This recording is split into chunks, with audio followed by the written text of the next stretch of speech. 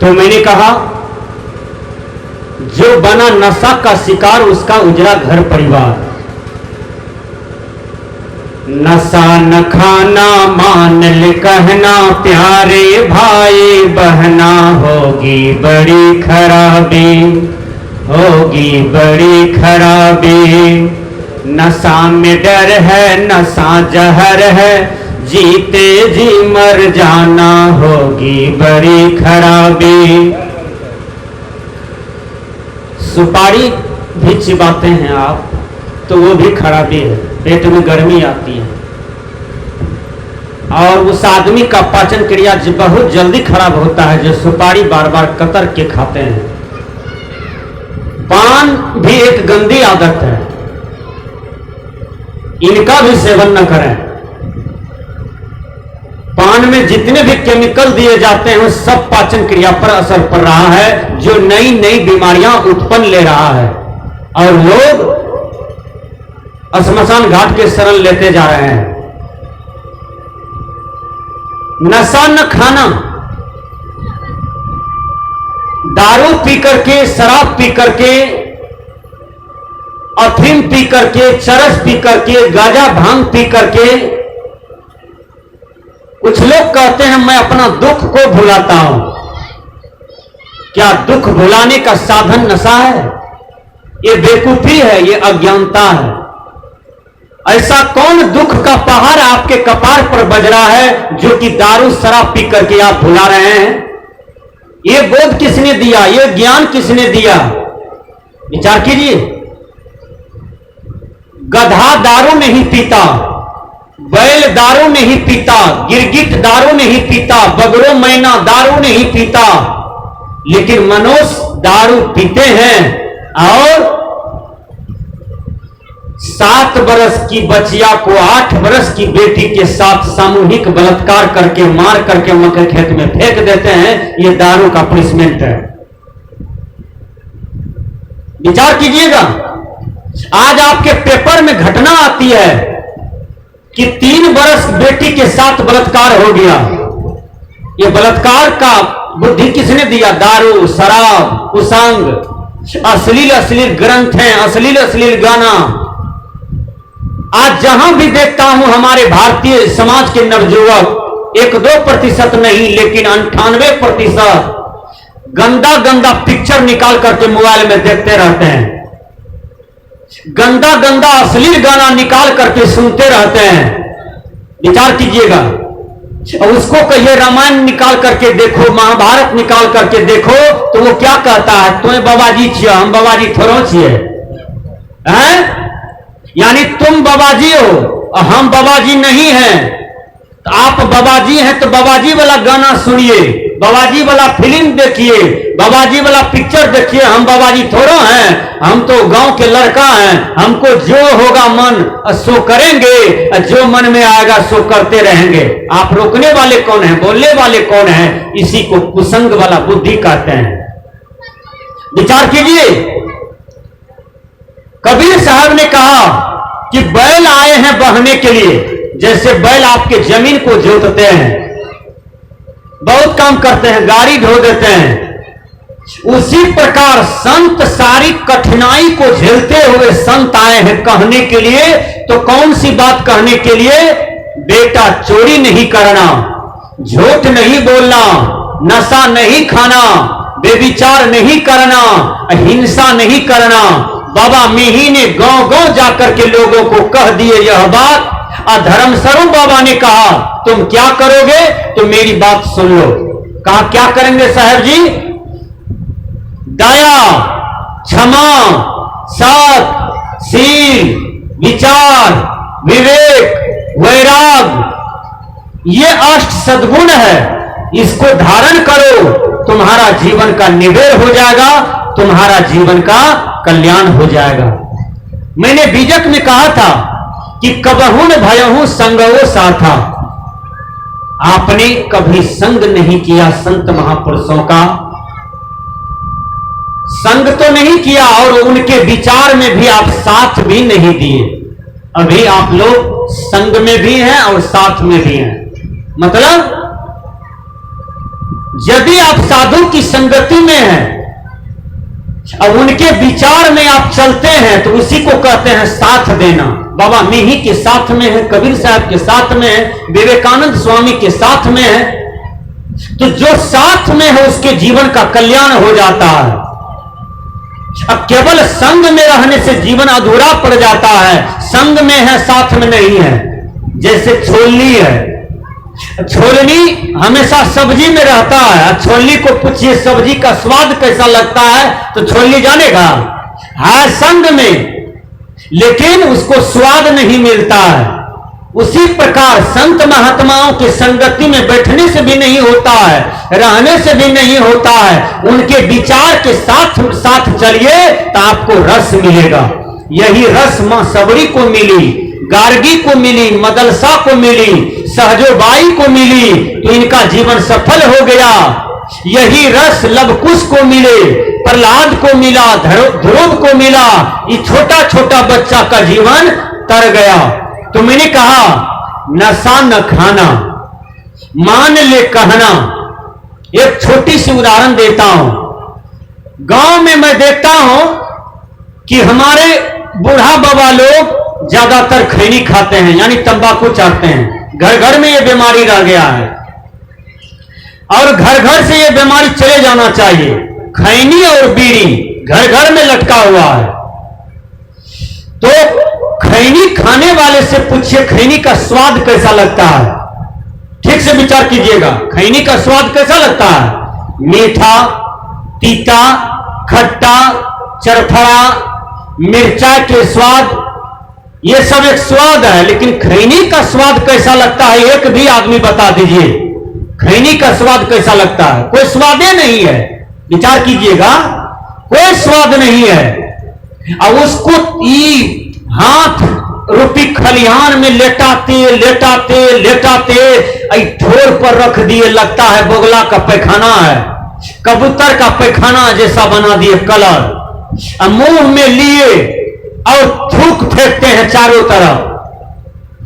आज भारत सरकार इस पर चिंतित है कि खैनी खाने वालों सावधान, मुंह में कैंसर होगा, ठोर में कैंसर होगा। कितने ने श्मशान घाट का शरण ले लिया, इसलिए खैनी मत खाओ। 80 चुटकी 90 ताल खैनी लेटा के मुंह में डाल, और तब जाना हो बाबा जी खैनी के हाल। विचार कीजिएगा। एक महात्मा जी से हमने पूछा कि आप गांजा क्यों पीते हैं, तो महात्मा जी ने कहा जो न पिए गांजा की कली, लड़का से लड़की भली। हमने कहा महात्मा जी आप आश्रम में रह करके साधु वेश में गांजा पीते हैं, सुनते हैं कि इस अगल बगल में बहुत लड़का लोग को भी आप गांजा पीना सिखा दिए हैं, तो आप महात्मा होकर के लड़का का जीवन को सुधारना चाहिए, बिगाड़ते क्यों हैं? तो वो महात्मा ने कहा कि चलिए अपना विज्ञान अपने पास रखिए, हमारा विज्ञान हमारे पास रहने दीजिए। हमने कहा हिंदुस्तान के लोग यदि समझदार होते, थोड़ा सा यहां बुद्धिजीवी होते, तो इस आश्रम से आपको निकाल देते और कोई चरित्रवान महात्मा को रखते, ताकि आश्रम का विकास होता। विचार कीजिएगा, ये मिली जुली भगत सब सबको बिगाड़ने में लगे हुए हैं। समाज में एक छोटा सा बच्चा था, वो 3 वर्ष का था, स्कूल में पढ़ने गया। ठीक से सुनिएगा, बहुत सुंदर कहानी है। एक दिन में उन्होंने क ख ग घ अंग सीख लिया। यह पता चल गया एक पड़ोसिया को कि लड़का एक ही दिन पढ़ने गया, क ख से लेकर अंग तक सीख गया। और उसका बेटा पोता जो था छोटा छोटा, वो 3 साल से दिया था विद्यालय में, 2 लाख टका खर्चा कर दिया, लेकिन अंग तक नहीं सीख पाया था। और पड़ोसिया का गरीब आदमी का बच्चा अंग क ख से लेकर अंग तक सीख गया एक ही दिन में। दिमाग तेज देखा, तेजस्वी देखा, होनहार देखा। कहा ठीक है सीखो यार, अलग तक सीखो। धीरे धीरे किया उसको 2 टका देने लगा बच्चा को। उसके दरवाजा पर आते गए, 3 टका, 10 टका, 20 टका, 5 टका देने लगा। वो अमीर आदमी लुभाया अपने दरवाजे पर। धीरे धीरे उसको बीड़ी पीना सिखाया, तंबाकू रगड़वाना सिखाया। धीरे धीरे गाजा को कहा सुलगा करके लाओ, गाजा सुलगाने के लिए सिखाया। धीरे धीरे अपने साथ में मोटरसाइकिल पर बैठा करके संथाल टोला ले गया, अपना बोतल पिया, इसको कहा तुम भी 2 ठेपी पियो। 2 ठेपी पिलाते पिलाते दरपिया बना दिया, शराबी बना दिया। बुद्धि से कम लिया कि ये लड़का बाद में राष्ट्रपति बनेगा, प्रधानमंत्री बनेगा, इतना दिमाग का तेज है, वो काम तो मेरा बेटा पोता करेगा। उसको बिगाड़ दिया, धीरे धीरे बुद्धि लगा करके बिगाड़ दिया। तो समाज में कुछ ऐसे भी आदमी हैं जो आपको विकास को देख करके जलते हैं, आपके बेटा पोता को देख करके जलते हैं और उसको बिगाड़ने का प्रयास में रहते हैं, उजाड़ने का प्रयास में रहते हैं। ऐसे कुसंग से आप बचिए और अपने बाल बच्चे को भी बचाइए। तो ये संस्कार की बात मैं कह रहा था कि नशा न खाना, मान ले कहना, प्यारे भाई बहना, होगी बड़ी खराबी, होगी बड़ी खराबी। नशा में डर है, नशा जहर है, जीते जी मर जाना, होगी बड़ी खराबी, होगी बड़ी खराबी। नेपाल में महिला लोग भी सिगरेट पीती है और नेपाल में महिला लोग भी ज्यादातर शराब दारू पीती है। हम नेपाल भ्रमण किए हैं, तो एक आदमी से पूछे कि आप भी दारू पिए हैं या आपकी पत्नी भी पी है, आपकी पुतहू भी दारू पी है या आपकी पोती बेटी भी पी है? कहा सूरज अस्त नेपाल मस्त। वही आदमी कहा कि सूरज अस्त नेपाल मस्त। मैंने कहा भले आदमी, ये कौन सी फेकड़ा तुम हवा में बहा दिए हो? अरे मस्त होना चाहते हो तो कबीर साहब जैसा मस्त हो जाओ, हैं? राम भगवान जैसा मस्त हो जाइए, कृष्ण भगवान जैसा मस्त हो जाइए। उनका आचरण व्यवहार पर ध्यान दीजिए, उनका खान पान पर ध्यान दीजिए और वैसा अपने जीवन को बनाइए। सूर्य अस्त नेपाल मस्त, ये कौन सी फकरा चला है? इसका मतलब क्या हुआ? का इसका मतलब आपको समझाते हैं बाबा जी, आपने जानिएगा। का अभी हम कुछ भी कर सकते हैं, हमारा बेटा भी कुछ भी कर सकता है। सांझ हो गया, जब कोनो क्रियाक्रम करेंगे, इसी को हम लोग मस्ती कहते हैं।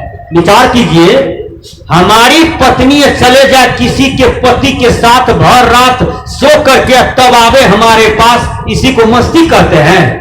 हमारी जवान बेटी, जवान पोती, अब वो किसी के साथ रात भर रह ले तब हमारे पास आ जाए, इसी को मस्ती कहते हैं। बोलिए, तो चरित्रहीनता की बात हो गई, आचरणहीनता की बात हो गई। इंग्लिश के विद्वान ने कहा good character is the main foundation of life. पवित्र आचरण ही मानव जीवन का स्तंभ होता है। हर आदमी अपने अपने चारित्रिक समीक्षा कीजिए, आचरण को जोड़िए, आचरण की पूजा होती है। आज जितने भी कैलेंडर टांगा हुआ है, आज जितने भी कैलेंडर लगी हुई है किसी का भी घर में, तो उसका चरित्र का पूजा होता है। सती अनसुईया का पूजा क्यों हो रहा है? उसके चरित्र का पूजा होता है। देखिए, सती अनसुईया के पति को पूरा देह में कुष्ठ रोग हो गया और सती अनसुईया भीख मांग मांग करके पति का भी पेट पाली और अपने जीवन का रक्षा करके सती अनसुईया अब पति के चरण का सेवे करते रह गई। और आज सती अनसुईया का घर घर में पूजा हो रहा है। हर सत्संग मंच पर अनसुईया की बातें बोली जा रही है, सावित्री की बातें बोली जा रही है। क्यों? इन्होंने पति धर्म को ठीक से निभाया। आज कैसा कैसा पत्नी बन गई है, पति है ये है, बाल बच्चा है ये है, दूसरा पति लेकर के अररिया में कोर्ट मैरिज कर लिया। ये कौन सी पारिवारिक जीवन है? अब उनसे भी 6 महीना रहा तो तीसरा पति कर लिया, चौथा पति कर लिया। ये तो चरित्रहीनता हो गई, इसमें समाज बिगड़ेगा। विचार कीजिएगा, यदि पत्नी को चरित्रवती देखना चाहते हैं तो हर पति को चरित्रवान होना पड़ेगा कि पत्नी हमारी न बिगड़े तो हमको भी नहीं बिगड़ना चाहिए, तब समाज की रक्षा होगा। अब पत्नी को हम चाहते हैं अच्छा रहे, हम बिगड़े हुए रहे, ऐसा होगा कि हमको भी चरित्रवान होना है। हर लड़का, हर लड़की, हर बूढ़ा बूढ़ी, बच्चे, सबको चरित्रवान होने की जरूरत है। देश के नेता, उनको चरित्रवान होने की जरूरत है। हमारे गुरु समाज, संत समाज में भी चरित्रहीनता आ गई। आसाराम बापू देखिए जेल में है, राम रहीम जेल में है, रामपाल जी जेल में है। केवल वेश से साधु नहीं होता है, साधु ऐसा चाहिए जामा सुख स्वभाव। कबीर साहब ने कहा कि साधु ऐसा चाहिए जो सार को ग्रहण कर ले, असार को त्याग कर दे। साधु ऐसा चाहिए जैसे तोरी को पेरा जाए, खली अलग हो गया और तेल अलग हो गया, उसी प्रकार साधु की रहनी गहनी होनी चाहिए। साधु की चरित्र में किसी भी प्रकार की खोट न हो। तो मैंने कहा कि आज हर पद पर चरित्रवान व्यक्ति की जरूरत है, नहीं तो हमारा देश समाज का पतन हो जाएगा। धर्मस्वरूप बाबा प्रवचन में कहते हैं, भूल कर कुसंग में जाया न कीजिए, अश्लील ग्रंथ गाना गाया न कीजिए। भूल कर कुसंग में जाया न कीजिए। ताश खेलना एक प्रकार की कुसंग है, विचार कीजिएगा। जुआ खेलना एक प्रकार की कुसंग है, यह भी हमारे समाज में बढ़ गया है। यदि ताश कोई खेलते हैं 5 घंटा तक, ताश खेलने वाला का देखिए भेजा कितना घसकल है। भात ठंडा हो गया, रोटी ठंडा हो गया, बेटी बुलाने आती है, पापा जी खा लीजिए, और वो ललका की चक्कर में सुबह से शाम कर दिया, लेकिन ललका नहीं हो पाया, भोजन भी नहीं किया, समय भी बर्बाद हुआ। या आप ललका कर लीजिएगा तो डुमरिया का राजा बन जाइएगा, विचार कीजिए। अब करिया कर लीजिएगा तो क्या होगा, डुमरिया का प्रजा बन जाइएगा। अरे तनिक दिमाग लगाइए भैया, ललका करिया की चक्कर में आप समय को बर्बाद कर दिए। उतना देर में रामायण की चौपाई याद कर लेते, उतना देर में वेद को अध्ययन कर लेते, उतना देर में शब्द प्रकाश पढ़ लेते, उतना ही देर में बीजक को पढ़ लेते। इसी को कहते हैं सुबुद्धि की समीक्षा, इसी को कहते हैं कर्मयोगी। अच्छा कर्म कीजिए, अच्छा कर्तव्य कीजिए, अच्छा सोचिए, अच्छा बोलिए, अच्छा विचार करते रहिए। तो नशा में डर है, नशा जहर है, जीते जी मर जाना होगी बड़ी खराबी। आपका आयु है ये है और आप मर रहे हैं, ये नशा का परिणाम है। सजना 12 बजे दिन में एथेंस नगरी के रहने वाले विचारक सुकरात लालटेन बारे हुए थे। लालटेन बार करके जा रहे थे, एक आदमी दौड़ करके आया, महात्मा जी आप लालटेन बारे क्यों हैं? कहा हमको शुद्धता कम है। कहा शुद्धता कम है, तो आप मजाक वाली बात बोल रहे हैं, आपको तो बढ़िया दिखाई पड़ता है। ये 12 बजे दिन में जिसको बीमारी भी होगा आंख में तो उसको शुद्धता होगा, लेकिन लालटेन जला के आप क्यों जा रहे हैं? कहा मैं आदमी को ढूंढ रहा हूं, आदमी की शहर में मैं ढूंढता हूं आदमी। आदमी ही मरता है, मर रहा है आदमी। आदमी को मार कर घर भर रहा है आदमी। कहा आप आदमी को ढूंढ रहे हैं? कहा मैं आदमी का बच्चा नहीं हूं क्या? हम गधा बटेर के बच्चा हैं, मैं भी तो आदमी हूं। आदमी मिल गया, लालटेन बुताइए। कहा तुम आदमी की खोल में हो लेकिन आदमी हो नहीं। कहा आदमी कौन है? कहा जिसमें दया है, क्षमा है, सत्य है, शील है, विचार है, विवेक है, वो आदमी है। जो भाई को हक नहीं मारता हो वो आदमी है। जो माता पिता की सेवा करता है वो आदमी है। जो दादा दादी का सेवा करता है वो आदमी है। जो पड़ोसिया का विकास चाहता है, भौतिक विकास, आध्यात्मिक विकास, वही आदमी है। जो भारत माता की सुरक्षा करता है, जो भारत जैसे देश का सेवा करने के लिए, जान देने के लिए तैयार है, वही आदमी है। जो विश्व कल्याण की विश्व कल्याण की इच्छा रखता है, वो आदमी है। कहा बाप रे बाप, बड़ा सुंदर बात आज आपने बताया महात्मा जी। तो ये कर्तव्य करना चाहिए। कहा ये कर्तव्य में उतर जाओ, तब तुम आदमी हो, नहीं तो आदमी की खोल में हो।